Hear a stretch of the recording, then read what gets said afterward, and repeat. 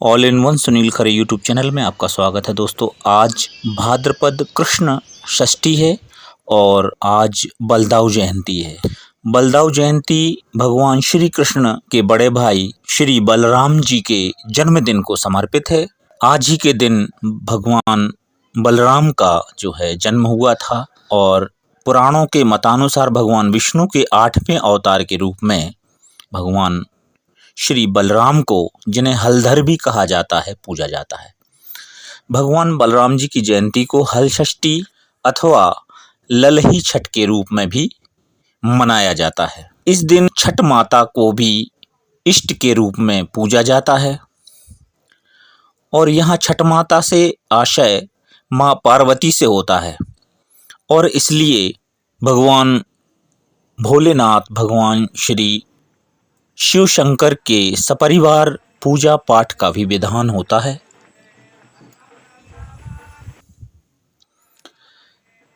भगवान बलराम को आदिशेष के अवतार के रूप में भी पूजा जाता है। जिन शेषनाग पर भगवान विष्णु विश्राम करते हैं उन्हें ही आदिशेष के नाम से भी जाना जाता है। बलराम को बलदेव, बलभद्र और हलयुध, हलधर आदि नामों से जाना जाता है। इस पर्व को उत्तर भारत में हर छठ व्रत कथा भी कहा जाता है, हल षष्ठी भी कहा जाता है और ललही छठ व्रत कथा भी कहते हैं। वैसे तो मतांतर के हिसाब से, देशकाल परिस्थितियों के हिसाब से अलग अलग कथाएं चलती हैं। हल षष्ठी की जो कथा मूल रूप से चलती है, मैं उसका यहाँ पे वाचन करूँगा। कहते हैं एक ग्वालन थी। वह ग्वालन जो दूध के व्यापार से जुड़ी हुई थी और दूध के व्यापार का लेन देन करती थी। मान्यता है कि हल षष्ठी के दिन भैंस माता के दूध से ही बने मिष्ठान को लेना चाहिए। भैंस माता के दुग्ध का ही सेवन किया जाता है और उसी का विधान है। परंतु उस समय ग्वालिन जो है गर्भवती थी और प्रसव की अवधि करीब थी।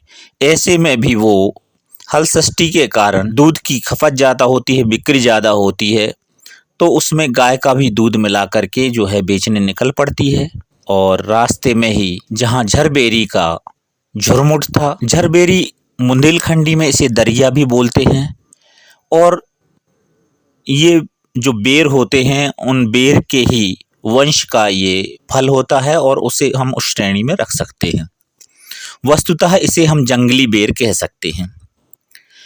तो बरसात के समय में ये भाद्र मास में बहुत ज़्यादा बारिश होती है और उस समय चूँकि झरबेरी में कांटे भी होते हैं परंतु पत्ते इतने ज़्यादा होते हैं कि उसकी ओट ऐसी होती है कि अगर उसके बीच में कोई छुप जाए, उसके अंदर कोई छुप जाए, तो उसके छिपने पर जो दिखाई नहीं देता है, तो ये स्थितियाँ बनती हैं। तो ऐसे ग्वालिन जो है ज़्यादा लोभ लालच के चलते वहाँ से निकल पड़ती है दूध लेके और रास्ते में उसकी प्रसव पीड़ा बढ़ जाती है और वह झरबेरी की ओट में जो है बैठ जाती है।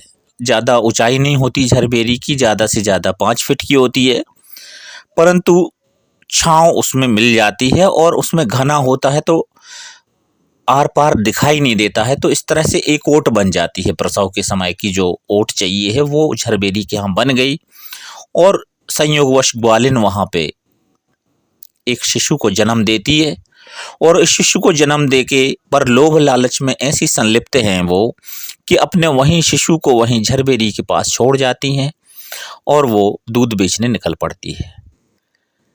छल कपट से दूध जो है पानी और गाय का दूध मिला करके जो दूध ज़्यादा बना लिया था भैंस का, तो छठ माता कुपित हो जाती हैं और कहते हैं कि उसी समय हल जोतता हुआ किसान जो है वहाँ से निकलता है। तो कहीं कहीं कथाओं में स्थितियाँ ऐसी हैं कि बैल जो है उस पर सींग का प्रहार करता है तो वो उसका पेट छिद जाता है, और कहीं कहीं कहते हैं कि हल से उसका जो है पेट चिर जाता है। तो उसके चिरने के बाद उसकी मृत्यु हो जाती है और बहुत ज़्यादा लोभ लालच के चलते ये दूध बेच के और ज़्यादा पैसे कमा करके वापस आती है और फिर उस समय उसे अपने मातृत्व का बोध होता है, तो आकर के जैसे ही देखती है कि लहूलुहान पड़ा है मेरा बच्चा, और वहाँ पे जो है वो दुखी हो जाती है। फिर उसे अपनी गलती का आभास होता है और गाँव में अपने जाके सबको बताती हैं कि हमने जो है ऐसी गलती करी।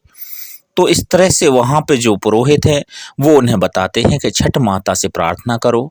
कहते हैं कि छठ माता से प्रार्थना करने पर उस समय वहाँ के वैद्य ने झरबेरी के कांटों से और महुआ के पत्तों से सर्जरी की थी। उस बच्चे की सर्जरी की गई थी, ये ऐसा जो है पुराणों में मिलता है। और इस तरह से वह जो है बच्चे के पेट को सिल दिया जाता है और इस तरह से इन झरबेरी के कांटों की मदद से और महुए के पत्तों की मदद से छठ माता की कृपा से बच्चा जीवित होता है। और इसके बाद जो है कभी ना अपराध करने की, कभी ना छल कपट करने की कसम उठाती हैं और ग्वालिन जो हैं वो इस तरह से ईमानदारी से सद्भावनापूर्ण अपना जीवन व्यतीत करने लगती हैं। तो इस कथा का सार ये है कि बिना किसी छल कपट के जो विधान है उस विधान के अनुरूप पूजा याचना और अर्चना वंदना करें तो उसमें सुफल मिलता है, अन्यथा उसका कुफल मिलता है। तो ये यहाँ पे इस कथा का सार है। तो हर षष्ठी को भैंस माता की दूध का इसलिए महत्व है क्योंकि कहते हैं कि भैंस माता का जो दूध है वो अत्यंत बलवर्धक होता है। तो जो भगवान बलराम हैं वह भैंस के दूध से ही जो है इतने बलिष्ठ थे, इतने बलवान थे, इसलिए भी भैंस के दूध का यहाँ पे महत्व बताया गया है।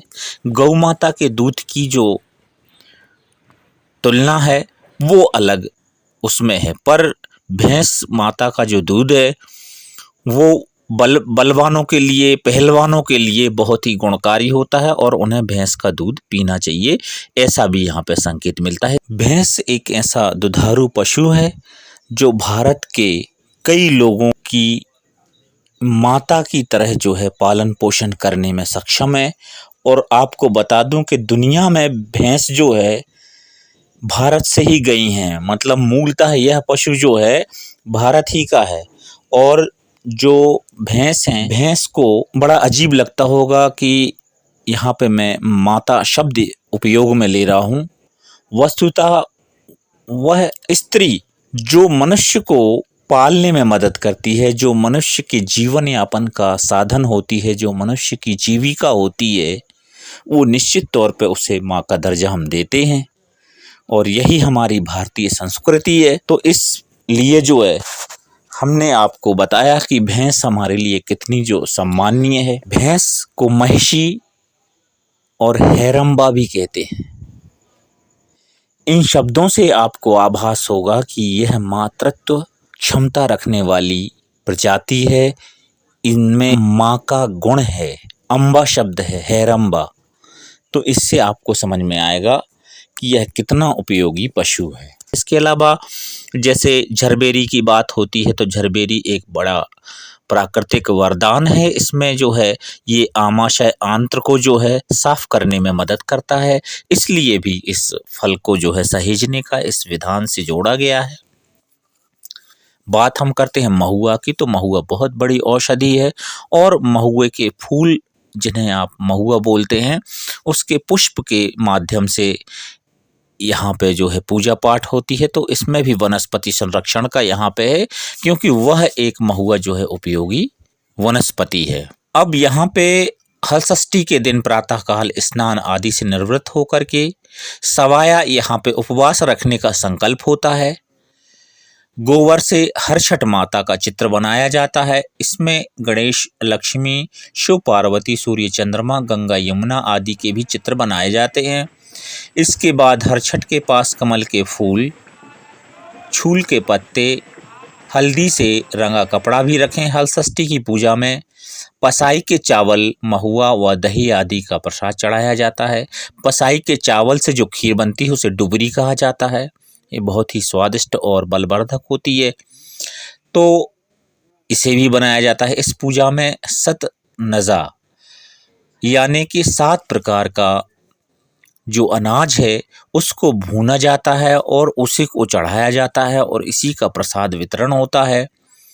तो सप्त अनाजों का जो यहाँ पे भून करके और इनकी उपयोगिता यहाँ पे सिद्ध करी जाती है कि ये जो ऐसे अनाज जो मानव जीवन के लिए अत्यंत आवश्यक हैं तो उनका यहाँ पे उपयोग बताया है। तो इनमें भुने हुए गेहूँ, चना, मटर, मक्का, ज्वार, बाजरा, अरहर आदि शामिल होते हैं। इसके बाद हल षष्ठी माता की कथा सुनने का विधान है और जो उपवास रखने वाली महिलाएं होती हैं उनके पुत्रों की आयु और उनके लिए पुत्र हों और वो भी स्वस्थ और बलिष्ठ पुत्र हों, इस हेतु इस संकल्प के आधार पे हल षष्ठी माता का जो व्रत रखा जाता है वह जाके सप्तमी के प्रातः काल इसका पारायण होता है और पारण करने के बाद में फिर इसमें जो है सामान्य आहार ग्रहण करती हैं। महिलाओं को उपवास के दिन वे ऐसी सभी वस्तुएं जो हल के द्वारा जोत के जो उपजाई गई हैं वो त्याज्य होती हैं, इन्हें वे आहार लेना चाहिए जो कि बिना हल जुताई की पैदावार होती है। इनमें जैसे कि पसाई के चावल होते हैं, जितने भी फल फूल हैं ये उस श्रेणी में आते हैं। इसके अलावा जैसे कुट्टू हो गया और चौलई हो गया, भगर हो गई, सिंगाड़ा हो गया, तो इन सब के आटा जो हैं ये इस्तेमाल हो सकते हैं और इनका मूल रूप भी इनका इस्तेमाल किया जा सकता है। तो ये इनके उपवास में आहार बना के और आपको दोनों टाइम आहार लेना चाहिए, परंतु अपने पूजा अर्चना वंदना के बाद। तो ये रही हल षष्ठी व्रत कथा और इस व्रत कथा में आपका स्मरण यह अवश्य होना चाहिए कि आप जो है बलदाव जी की जयंती मना रही हैं, तो बलदाव जी जैसा ही आपकी संतति होगी और इसी तरह से बलवान और स्वस्थ आपकी संतति होगी, भगवान विष्णु के तुल्य आपकी संतति हो, ऐसा यहाँ पे जो है आपका मनोवत होगा। तो इस तरह से हल षष्ठी माता की कथा संपन्न होती है।